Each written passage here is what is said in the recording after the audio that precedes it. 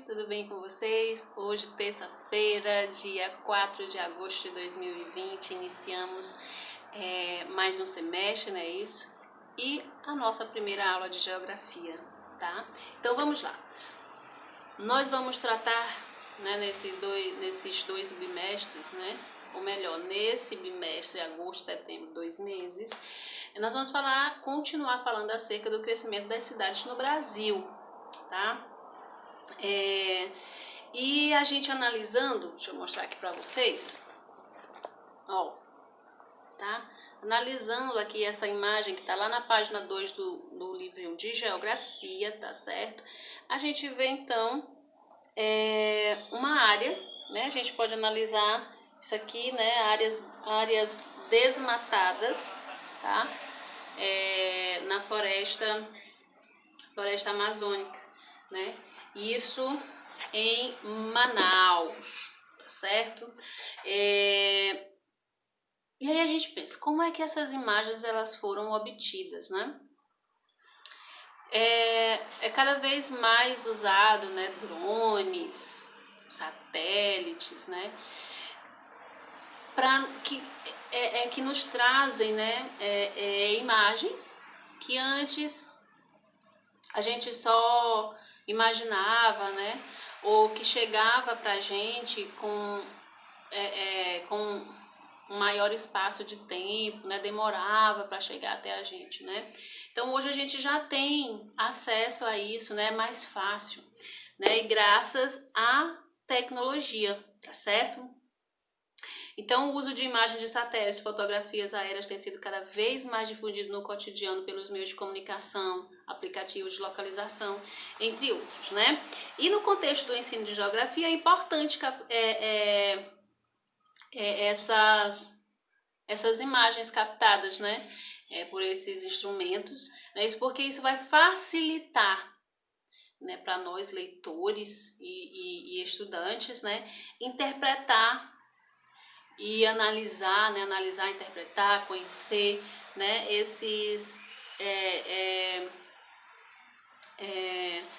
aplicativos de localização, né, essas imagens que chegam até nós, tá certo? E aí, como eu já disse para vocês, já mostrei para vocês, essas imagens de abertura deste capítulo, elas foram obtidas por satélites, pelo satélite Landsat 8 e o satélite Sentinel-2 da NASA. E o que eles retratam é o crescimento urbano, tá? Bem como o desmatamento em Manaus, Amazonas. Depois,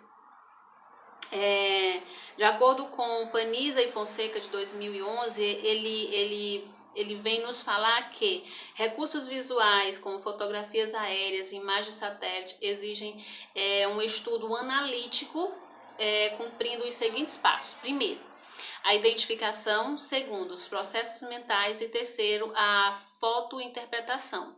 Na primeira etapa, que é a identificação, é a simples leitura da imagem. Olharam a imagem, eu imagino que seja aquilo, tal.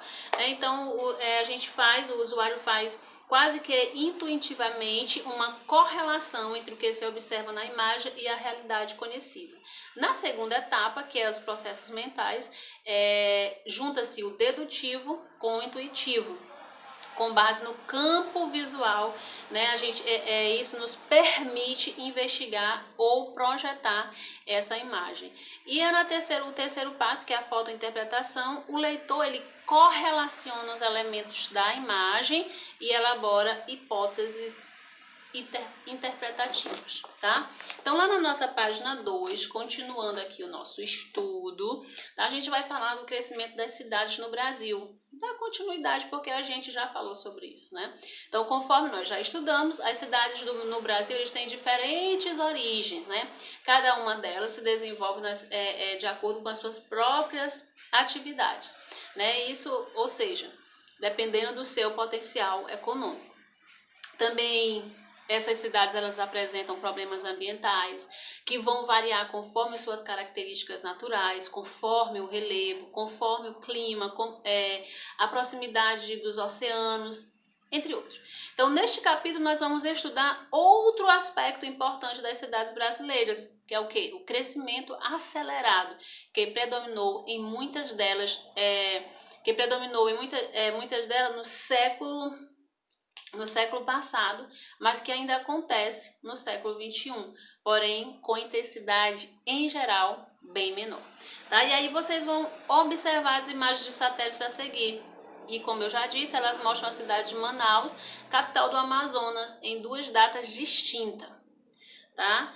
Uma, 1986, e uma outra, essa de baixo, né? De 2016.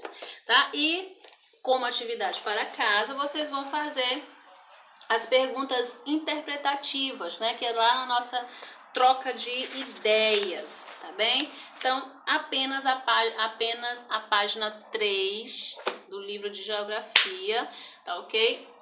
Fica para casa. Beijo grande no coração de vocês, a gente se encontra quinta-feira para fazer a correção de geografia. Tchau, meus amores!